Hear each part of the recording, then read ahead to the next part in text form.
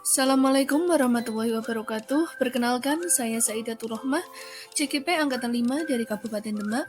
Di sini saya akan membahas tentang tugas demonstrasi kontekstual modul 1.4 Budaya Positif yang berupa praktik segitiga restitusi dengan fasilitator Bapak Mugio SPD MPD dan pengajar praktek Bapak Suyanto SPD MSI.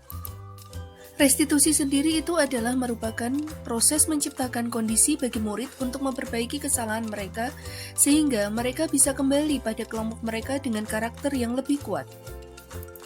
Ada 3 tahap dalam segitiga restitusi. Tahap yang pertama yaitu menstabilkan identitas, tahap yang kedua validasi tindakan yang salah, dan tahap yang ketiga menanyakan keyakinan. Praktek penerapan segitiga restitusi pada kasus yang pertama yaitu pada saat pembelajaran di kelas, Bu Eni, guru agama, mendapati bahwa Sage dan Kisha tidak mengerjakan tugas yang diberikan.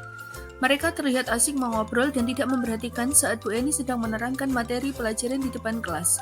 Ketika ditanya alasan kenapa tidak mengerjakan, mereka tidak bisa menjawab. Bu Eni kemudian mendekati mereka dan meminta mereka untuk lebih memperhatikan lagi ketika pembelajaran dan mengerjakan tugas yang diberikan. Mereka malah tidak menjawab dan terlihat bermalas-malasan. Berdasarkan permasalahan tersebut, Bu Eni melaporkan kejadian kepada Bu Ida selaku wali kelas 4. Bentuk tindak lanjut yang Bu Ida lakukan untuk menangani permasalahan tersebut adalah dengan memanggil Sage dan Kisha. Kenapa kalian dipanggil Bu Ida ke sini? Karena mungkin mendapat laporan dari Bu Eni, kalian ketika pelajaran agama itu tidak mengerjakan tugas yang diberikan oleh Bu Eni. Dan ketika Bu Eni menerangkan, kalian itu malah asik mengobrol sendiri. Nah, apakah benar laporan dari Bu Eni tersebut? Benar, tentu saya tidak mengerjakan tugas yang diberikan Bu Eni dengan benar. Ini saya memang tidak mengerjakan tugas yang diberikan dan untuk mengobrol dengan guru.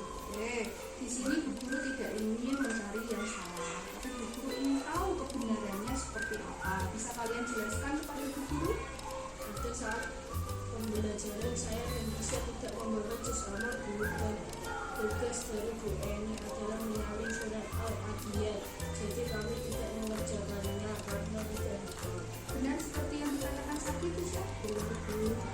Apakah kalian sekarang menyadari kesalahan yang sudah kalian lakukan? dan saya tidak akan mengulangi lagi. Nah, sekarang Bu Guru ingin tanya, supaya kalian tidak mengulangi kesalahannya lagi, langkah apa yang akan kalian lakukan? Saya tidak akan lupa lagi membangun kesalahan guru ketika pelajaran berulang. Yang misalnya juga tidak akan lupa membangun kesalahan mereka akan lebih menerapkan pelajaran dan tidak akan mengulangi lagi ketika Bu Eni menerapkan.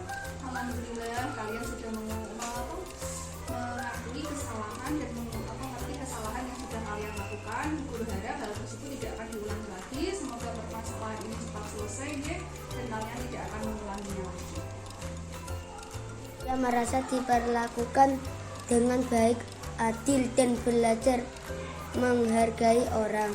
Dan saya menyadari kesalahan yang sudah saya lakukan dan tidak akan mengulangi lagi.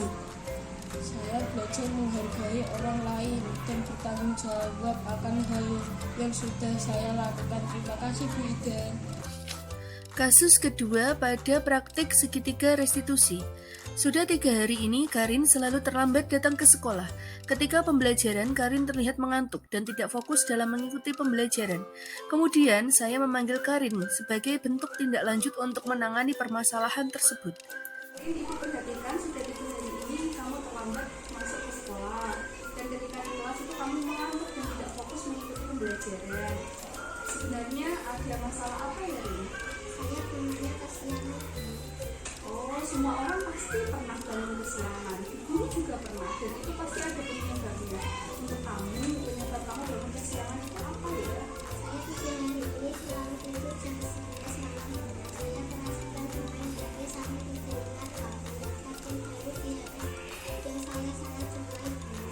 Semua orang boleh melakukan hal yang mereka sukai, tetapi selalu ingat ada waktu dan batasannya. Ketika kamu keasikan bermain HP sampai tidur jam 11 malam, maka efeknya kamu akan bangun kesiangan dan terlambat datang ke sekolah.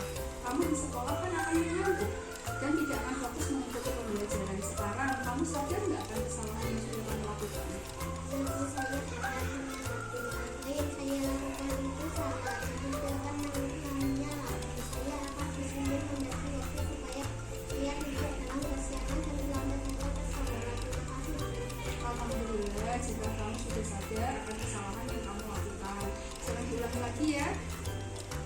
Terus kamu harus disiplin membagi waktu antara belajar dan bermain.